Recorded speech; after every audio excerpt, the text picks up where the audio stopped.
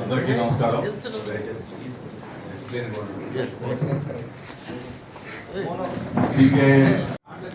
ఎలక్షన్ల టైం ఇది. నేను పొత్తుల పైన చర్చలు జరగలేదు అంటే నేను మీకు అబద్ధాలు చెప్పిన దాన్ని అవుతాను. నాకు అబద్ధాలు చెప్పడం ఇష్టం లేదు. మా చర్చలు జరుగుతున్నాయి. మేము కలిసి పోరాటం చేస్తున్నప్పుడు కలిసి పోటీ చేసే అవకాశాలు లేకపోలేదు. వీలైనంత వరకు మేము ఎక్కడికక్కడ ప్రజల సమస్యలను ఎత్తి చూపుతూ ప్రజలను రిప్రజెంట్ చేయాలి అంటే ప్రజా ప్రతినిధులుగా కూడా తయారు కావడం ఇంపార్టెంట్. కాబట్టి పొత్తుల విషయంలో కూడా చర్చలు జరుగుతున్నాయి. అధికారంలోకి వచ్చుంటే ప్రతి విభజన హామీ ఈ రోజు వరకు నెరవేరిపోయి ఉండేది కూడా. ఈ రోజు మనకు తెలంగాణ రాష్ట్రంలో ఆన్ పార్ గా ఉండేది ఆంధ్ర రాష్ట్రం. ఈ రోజు లేదు ఆంధ్ర రాష్ట్రం అంటే ఈ పాపం ఎవరిదో ఆలోచించండి. బీజేపీ పార్టీ మాటిచ్చింది తిరుపతిలో, మోడీ గారు స్వయంగా మాటిచ్చారు తిరుపతిలో స్పెషల్ స్టేటస్ గురించి. మరి ఎందుకు మీరు అంత మా భక్తుంది అంటారు కదా, రామ భక్తులం ఇంకో భక్తులం అంటారు కదా. మరి మీరు పుణ్యక్షేత్రంలో మీరు మాట ఇచ్చి మీరే మాట నిలబెట్టుకోకపోతే మీరు ఎలాంటి మనుషులు? మీరు మోసం చేసిన వాళ్ళు కాదా అని అడుగుతున్నారు. అధికారంలోకి వచ్చింది చంద్రబాబు గారు, స్పెషల్ స్టేటస్ కోసం పొత్తు పెట్టుకుంటున్నావు అన్నారు. కానీ ఆయన ఆ మాటను విమర్శించారు. జగన్మోహన్ రెడ్డి గారు స్పెషల్ స్టేటస్ కోసమే అన్నారు. మూకుమ్మడి రాజీనామాలు చేస్తామన్నారు. కానీ అధికారం వచ్చినాక అధికారం అనుభవిస్తూ ఒక్క రాజీనామాలు కూడా ఎందుకు చేయలేదని అడుగుతున్నాం. వీళ్ళు కాదా బీజేపీకి మన స్పెషల్ స్టేటస్, మన పోలవరం, మన రాజధానిని తాకట్టు పెట్టింది ఎవరో ఆలోచన చేయాలి ప్రజలంతా. కూడా బయట పోలీసుల భయంతో హౌస్ అరెస్ట్ చేస్తారు, ఉద్యమం చెయ్యనియరు అన్న భయంతో పార్టీ ఆఫీస్ లోనే రాత్రంతా గడిపాం.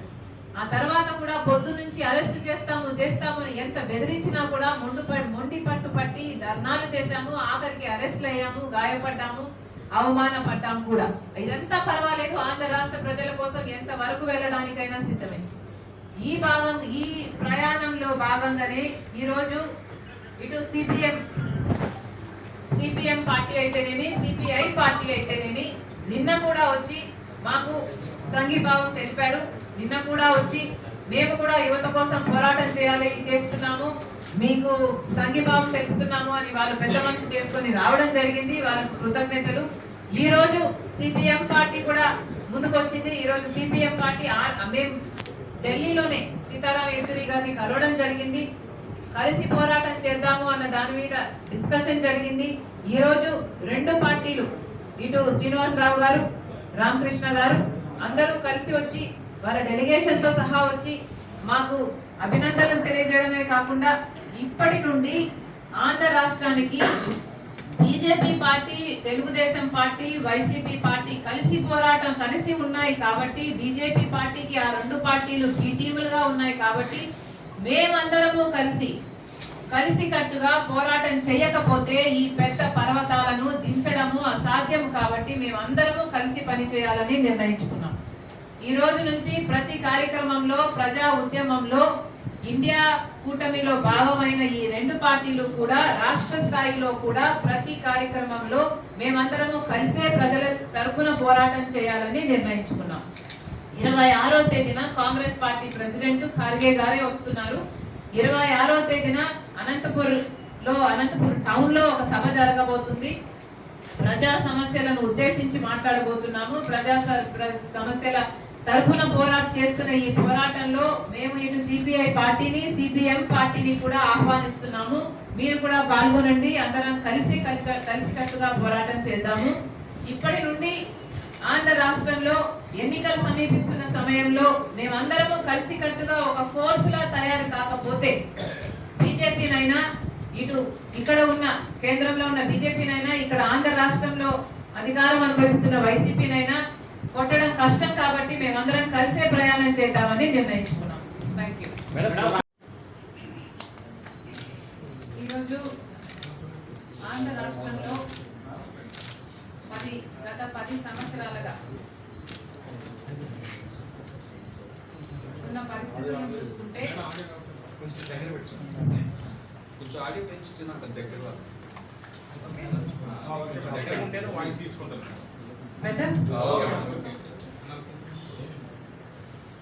గత 10 సంవత్సరాలుగా ఆంధ్ర రాష్ట్రం అభివృద్ధి చెందలేదు అన్నది ఒక సత్యం, ఒక వాస్తవం.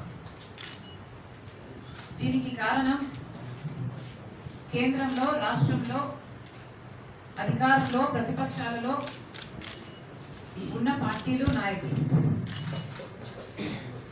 ఆంధ్ర రాష్ట్రానికి సంబంధించిన విభజన హక్కుల్లో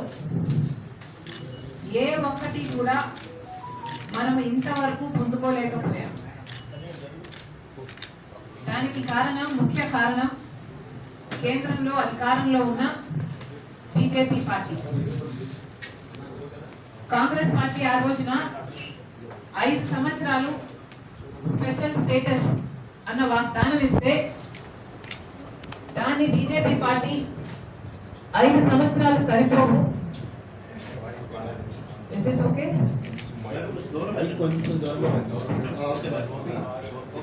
5 సంవత్సరాలు సరిపోవు. మామూలు మైక్ లేదమ్మా అని చూడండి.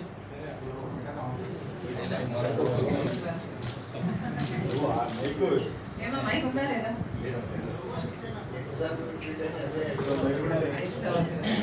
కాంగ్రెస్ పార్టీ ఉండుంటే అయిపోయేది కూడా, 5 సంవత్సరాలు అయిపోయింది.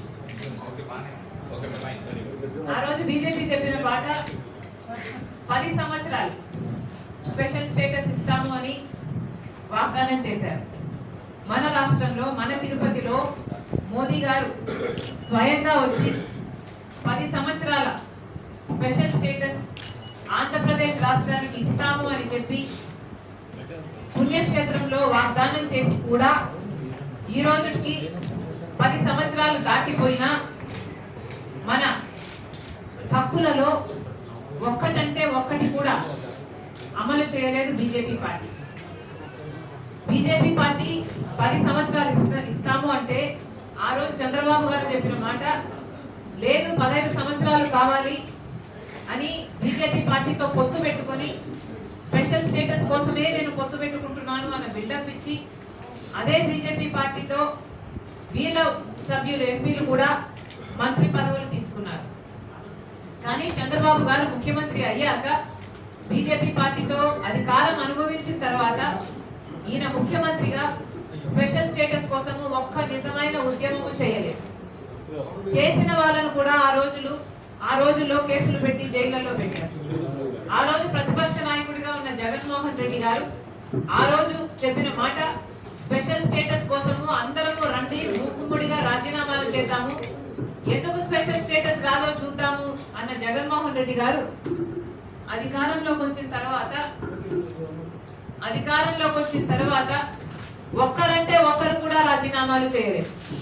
ఆ రోజు మూకుమ్మడి రాజీనామాలు చేద్దాము, బీజేపీ మెడలు వంచుతాము అన్న జగన్మోహన్ రెడ్డి గారి పార్టీలో ఇంతమంది ఎంపీలు ఉన్నా కూడా ఒక్కరంటే ఒక్కరు కూడా రాజీనామాలు చేయలేదు.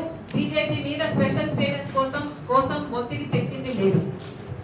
బీజేపీ పార్టీ 10 సంవత్సరాలు స్పెషల్ స్టేటస్ ఇస్తాము అని చెప్పి ఆ మాటను తుంగలో తొక్కిన పోలవరం ప్రాజెక్టు జాతీయ ప్రాజెక్టుగా, అంటే పర్మిషన్లు వాళ్ళే ఇచ్చి డబ్బులు వాళ్ళే పెట్టి పోలవరం ప్రాజెక్టు పూర్తి చేయాలి అన్నది మనకు వాగ్దానం అయితే పోలవరం ప్రాజెక్టు కూడా కదలలేదు. స్పెషల్ స్టేటస్ ఈ రోజు లేదు. స్పెషల్ స్టేటస్ లేదు కాబట్టి మన రాష్ట్రానికి రాయితీలు రాలేదు, మన రాష్ట్రానికి ట్యాక్స్ బెనిఫిట్స్ రాలేదు, కాబట్టి పరిశ్రమలు రాలేదు. పట్టుమని పెద్ద పరిశ్రమలు 10 కూడా రాలేదు కాబట్టే మన బిడ్డలకి ఈ రోజు ఉద్యోగాలు రాలేదు. స్పెషల్ స్టేటస్ వచ్చినుంటే పక్క రాష్ట్రాలకు ఇచ్చిన స్పెషల్ స్టేటస్ వల్ల ఒక రాష్ట్రంలో 2000 పరిశ్రమలు వచ్చాయి, ఇంకో రాష్ట్రంలో 10,000 కొత్త పరిశ్రమలు వచ్చాయి. మన రాష్ట్రంలో ఇవేమీ జరగలేదు. ఎందుకంటే మనకు స్పెషల్ స్టేటస్ లేదు కాబట్టి, పరిశ్రమలు రాలేదు కాబట్టి మన బిడ్డలకు ఉద్యోగాలు కూడా రాలేదు. సో ఈ రోజు వాస్తవం 10 సంవత్సరాలు అయిపోయినా బీజేపీ పార్టీ మనకు స్పెషల్ స్టేటస్ ఇవ్వలేదు, చేయలేదు. కాబట్టి బీజేపీ పార్టీ మనకు ఎంత అన్యాయం చేస్తున్నా, పోలవరం విషయంలో అయినా, క్యాపిటల్ విషయంలో అయినా, కడపలో స్టీల్ ఫ్యాక్టరీ అయినా, లేకపోతే స్పెషల్ స్టేటస్ అయినా, విశాఖ రైల్వే జోన్ అయినా, ఉత్తరాంధ్రకి రాయలసీమకి స్పెషల్ ఎకనామిక్ ప్యాకేజీలైనా, ఇది ఏ ఒక్కటి చేయకపోయినా కూడా ఈ రోజు ఆంధ్ర రాష్ట్ర ప్రజల దురదృష్టం ఏమిటి అంటే అటు పాలక పక్షం ఇటు ప్రతిపక్షం జగన్మోహన్ రెడ్డి గారి పార్టీ, చంద్రబాబు గారి పార్టీ బీజేపీ పార్టీకి తొత్తుల్లా మారాయి. బీజేపీ పార్టీకి బి టీముల్లా మారాయి. బీజేపీ పార్టీ మాకు కావాలి అని వెంపర్లాడుతున్నాయి. బీజేపీ పార్టీ నాయకులు అమిత్ షాకి, మోడీకి వెళ్ళి సాగిలపడుతున్నారు. వాళ్ళు బానిసలుగా చేసుకోవడమే కాకుండా ఆంధ్ర రాష్ట్ర ప్రజలను కూడా బానిసలు చేసే ప్రయత్నం చేస్తున్నారు. వీటన్నిటికీ కాంగ్రెస్ పార్టీ వ్యతిరేకం కాబట్టి ఈ రోజు ఇంత గట్టిగా ఆంధ్ర రాష్ట్ర ప్రజల పక్షాన నిలబడుతుంది కాంగ్రెస్ పార్టీ. ఈ రోజు కాంగ్రెస్ పార్టీ ఆంధ్ర రాష్ట్ర ప్రజల పక్షాన నిలబడింది. ఆంధ్ర రాష్ట్ర ప్రజల హక్కుల కోసం కొట్లాడుతుంది. నిన్న కూడా యువత కోసం మేము ఎంతవరకు వెళ్ళి పోరాటం చేశామో ఆంధ్ర రాష్ట్ర ప్రజలందరూ చూశారు. ఒకటి, ఈ రాష్ట్రానికి ద్రోహం చేసి తీరని అన్యాయం చేసినటువంటి బీజేపీకి కొమ్ము కాస్తూ వాళ్ళ పల్లకి మోస్తూ రాష్ట్రానికి ద్రోహం చేసిన వాళ్ళతో కలిసినటువంటి వైసీపీ ఒకవైపు, టీడీపీ జనసేన కూటమి ఇంకోవైపు, వీళ్ళకి వ్యతిరేకంగా రాష్ట్రంలో పోరాడాలి. వీళ్ళు రాష్ట్రాన్ని చాలా భ్రష్టు పట్టించారు, ప్రజల్ని నాశనం చేశారు, ప్రజల యువత భవిష్యత్తును నాశనం చేశారు. డిఎస్సీ లాంటివి కూడా గత ప్రభుత్వం కానీ ఈ ప్రభుత్వాలు కానీ ఇవ్వకుండా లక్షల మందిని ఈరోజు వీధుల్లోకి తోలేశారు. అందుకని దీనికి వ్యతిరేకంగా పోరాడాలి. ఈ రెండు కూటములు కూడా రాష్ట్రాన్ని నాశనం చేస్తున్నాయి కాబట్టి, ప్రజలకు ద్రోహం చేశాయి కాబట్టి ఇది వ్యతిరేకంగా పోరాడాలనేది మా మధ్య కుదిరిన మొదటి ఏకాభిప్రాయం. తెలుగుదేశం వాళ్ళు ఈరోజు బీజేపీతో రాష్ట్రం కోసం పొత్తు పెట్టుకున్నాం, ఎన్డీఏలో చేస్తున్నాం అని చెబుతున్నారు. ఏ బీజేపీ అయితే రాష్ట్రాన్ని ద్రోహం చేసిందో ప్రజలందరూ తీవ్రమైన ఆగ్రహంతో ఉన్నారు. దేశంలో ఏ రాష్ట్రంలో కూడా ఇంత నాశనకంగా బీజేపీ లేదు. ఇక్కడ 1% ఓట్లు కూడా లేవు వాళ్ళకి. అసలు ప్రజలు పూర్తిగా తిరస్కరించి చెత్తపొట్లు వేశారు కాంగ్రెస్. బీజేపీని క్షమించారు, బీజేపీని చెత్తపొట్టలు వేసేసారు. అలాంటి బీజేపీతో కలిసి రాష్ట్ర భవిష్యత్తు కోసం మేము ఎన్డీఏలో చేస్తున్నాం అని చెప్పంటే చంద్రబాబు నాయుడు గారు అంటున్నారంటే సిగ్గుచేటైనటువంటి విషయం. అలాంటి బీజేపీతో ఎందుకు కలుస్తున్నారో చంద్రబాబు నాయుడు గారు వివరణ ఇవ్వాలి, సంజాయిషి ఇవ్వాలి. ఈ రాష్ట్ర ప్రజలకి ఫోన్లో నిలబడి సంజాయిషి ఇవ్వాలి. 2019లో ఆయనే దేశం అంతా తిరిగి చీకొట్టాడు బీజేపీని. అలాంటి వాళ్ళు ఈరోజు ఎట్లా కలుస్తారు? అందుకని ప్రజలు మోసం చేస్తున్నారు, దగా చేస్తున్నారు, అబద్ధాలు చెప్పి చెవుల్లో పూలు పెడుతున్నారు మన ప్రజలకి. వాళ్ళు ఎట్లా పడితే అట్లా చేయడానికి కుదరదు. రెండవ వైపున వైసీపీ జగన్మోహన్ రెడ్డి గారు ఈ దేశంలో ఏ రాష్ట్ర ముఖ్యమంత్రి తిరగనిసార్లు ఢిల్లీ చుట్టూ తిరుగుతున్నారు. రాత్రి తెల్లవారిసరికి గతంలో ఇటువంటి ఎప్పుడో ఉండేవి. ప్రజలు, మన తెలుగు ప్రజలు ఇటువంటి అసలు సహించరు. ఆత్మాభిమానాన్ని ఢిల్లీ పాలకులు తాకట్టు పెట్టడాన్ని సహించరు. కానీ అడుగుతున్నాను నేను, బీజేపీ ముఖ్యమంత్రులు కూడా తిరగని సార్లు ఢిల్లీ చుట్టూ తిరిగి మీరు ఏం సాధించుకొచ్చారు? ఏం సాధించుకొచ్చారు? ప్రత్యేక హోదా సాధించిన ఒకసారి అడగని కూడా అడగలేదు. విభజన హామీలు, కడపలో ఉక్కు ఫ్యాక్టరీకి జేఎస్డబ్ల్యూని జిందాల్ వాళ్ళని తీసుకొచ్చి శంకుస్థాపన చేశారు. అయిపోయింది, ఇప్పటికీ 2 ఏళ్ళు గడిచిపోయింది. మరి ఎందుకని ఆ ఫ్యాక్టరీ అసలు కనీసం పునాది కూడా వేసుకోలేదు? ఎందుక మీరు ఢిల్లీ చుట్టూ తిరిగేది? ఈ రాష్ట్రానికి రాజధాని నిధులు ఇచ్చారా? పోలవరం నిర్వాసితులకు నిధులు ఇచ్చారా? విశాఖ ఫ్యాక్టరీ అమ్ముతుంటే మీరు ఏమైనా ఆపగలిగారా? ఎందుకోసం మీరు తిరుగుతున్నారు ఢిల్లీ చుట్టూ? అంటే మీ స్వార్థ రాజకీయ ఎజెండా కోసం తిరుగుతున్నారు తప్ప దీనిలో ఏమీ లేదు. అందువల్ల ఈ 3 శక్తులకు వ్యతిరేకంగా రాష్ట్రంలో పోరాడాలి. ప్రజలు దీన్ని తిరస్కరిస్తున్నారు. మైనారిటీలకు అన్యాయం చేస్తున్నారు, వీళ్ళు దళితులకు అన్యాయం చేస్తున్నారు, మహిళలకు అన్యాయం చేస్తున్నారు, సామాజిక న్యాయానికి గోలీ కొడుతున్నారు. కాబట్టి దీన్ని తిరస్కరించాలని మా మొదటి. రెండవది, రాబోయే ఎన్నికలు వచ్చేసి శర్మిల గారు కూడా చెప్పారు. ఎన్నికల్లో పరస్పరం సహకరించుకోవాలి. ఇండియాలో ఉన్న బ్లాక్లో ఉన్న పార్టీలు ఉన్నాయి, ఇంకా కొన్ని రాష్ట్రంలో కూడా పార్టీలు ఉన్నాయి. చిన్న పార్టీలు అనుకోవచ్చు, చలిచీమలైనా సరే పెద్ద తత్వాన్ని బంధించేస్తాయి. అందుకని అందరం కలిసికట్టుగా పరస్పరం సహకారం చేసుకుని ఎన్నికల్లో పోటీలు పడకుండా ఈ దుష్ట కూటముల్ని ఓడించాలి. దానికి మనం సహకరించుకోవాలి, ఎన్నికల్లో సర్దుబాటు చేసుకోవాలని చెప్పి అనుకున్నాం. అవి రాబోయే రోజుల్లో 2 పార్టీల నాయకులు, అట్లాగే సిపిఐ, సిపిఎం ఇంకా కలిసి వచ్చేవాళ్ళు ఉంటే వాళ్ళందరితో కూడా చేసి ఈ పరస్పర పోటీలు నివారించుకొని పరస్పరం సహకరించుకొని ఉమ్మడిగా ఈ ఎన్నికల్లో పోరాడి ఈ దుష్టకూటముల్ని ఓడిస్తాము. ఆ రకంగా ప్రజల ముందుకు వెళ్తాము. అది మాకున్నటువంటి ఈరోజు మేము చేసుకున్నటువంటి చర్చల సారాంశం. ఇది రాష్ట్రంలో రకమైనటువంటి మంచి శుభసూచకం. ప్రజల ముందు మోడీని, బీజేపీని భూమిలో నిలబెట్టి వాళ్ళకి కాపు కాసే వాళ్ళని కూడా ఎండగట్టి ప్రజల ముందుకు పోవడానికి మాకు మనందరికి కూడా సహకరిస్తుందని చెప్పి భావిస్తాం.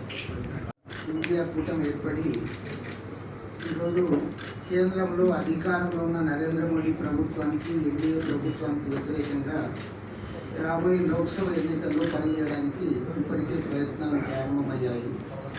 కేంద్రంలో అధికారంలో ఉన్న నరేంద్ర మోడీ ప్రభుత్వం దేశంలో ఉన్న వ్యవస్థలన్నిటి కూడా కుప్పకూల్చి ఒక మాటలో చెప్పాలంటే ప్రజాస్వామ్యానికి పాతరేస్తూ ఉన్నారు. పెద్ద ఎత్తున బ్లాక్ మెయిలింగ్ రాజకీయాలు పాల్పడుతూ ఉన్నారు. దేశాన్ని అధోగతి పాల్చేస్తూ ఉన్నారు. ఎలాంటి అభివృద్ధి కార్యక్రమాలు చేపట్టకపోగా ఒక కమ్యూనల్ ఎజెండాతో మతోన్మాద అజెండాను ప్రజలపైన రుద్ది మరోమారి ఈ దేశంలో ఎన్నికల్లో గెలవడానికి ప్రయత్నం చేస్తుంది. ఇలాంటి తరుణంలో ఎలాంటి శశవిషం లేకుండా ప్రజాతంత్ర పార్టీలు, కమ్యూనిస్ట్ పార్టీలు, లౌకిక పార్టీలు అందరూ కూడా ఇవాళ మూకుమ్మడిగా ఒక వేదికపైకి వచ్చి దీనికి వ్యతిరేకంగా పోరాడాల్సిన అవసరం ఉంది. ఎందుకంటే మళ్ళీ మూడోసారి నరేంద్ర మోడీ ప్రభుత్వం కేంద్రంలో అధికారంలోకి వస్తే ఇవాళ దేశంలో ఏ రాజ్యాంగం అయితే అమలవుతా ఉందో ఈ అంబేద్కర్ రాజ్యాంగానికి కూడా వారు పక్కన పెట్టే పరిస్థితులు ఉన్నాయి. లౌకికవాదాన్ని మట్టు పెడతా ఉన్నారు. ప్రజాతంత్ర వర్గాలంతా కూడా అణిచివేస్తూ ఉన్నారు. పక్కా బ్లాక్ మెయిలింగ్ రాజకీయాలు. మన 77 ఏళ్ల స్వతంత్ర కాలంలో ఏనాడు లేనంతగా ఇవాళ ఏ పార్టీ అయితే తమ వైపు ఉండదో వాళ్ళపైన కేసులు పెట్టడం, వాళ్ళని జైళ్లలో పెట్టడం, వాళ్ళని అనేక రకాలుగా హింసలు పెట్టడం, ఎవరైతే వాళ్ళకు అనుకూలంగా ఉంటారో వారు పవిత్రులైనట్లుగా వాళ్ళందరినీ కూడా తమ వెంట పెట్టుకొని వారిని పునీతులు చేస్తూ ఉన్నారు. కాబట్టి గతంలో ఏనాడు కూడా చూడలేదు. దేశం అత్యంత ప్రమాదకరమైన పరిస్థితుల్లో ఉంది. ఈ ప్రమాదం నుంచి గట్టెక్కడానికి అందరం కూడా కలిసికట్టుగా ముందుకు సాగాలని భావిస్తా ఉన్నాం. ఆర్కే అన్నకు నాకు మధ్య రాజకీయాలు లేవు, ఎప్పుడూ లేవు. ఆర్కే అన్న నా హృదయానికి చాలా దగ్గర మనిషి. ఆర్కే అన్న ఎక్కడున్నా సంతోషంగా ఉండాలి, సమాధానంగా ఉండాలి అనే కోరుకుంటాను. ఆయనకున్న ఒత్తిళ్ళు ఆయన చెల్లెలిగా అర్థం చేసుకోలేని దాన్ని కాదు. What can I say, is the right man in the wrong place. Jagan వ్యక్తిగతంగా టార్గెట్ చేయమన్నారు. నాకు అవసరం లేదమ్మా.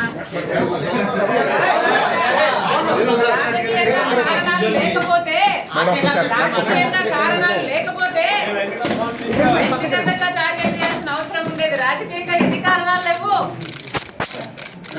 ఒక్క నిమిషం మేడం, ఒక్క నిమిషం.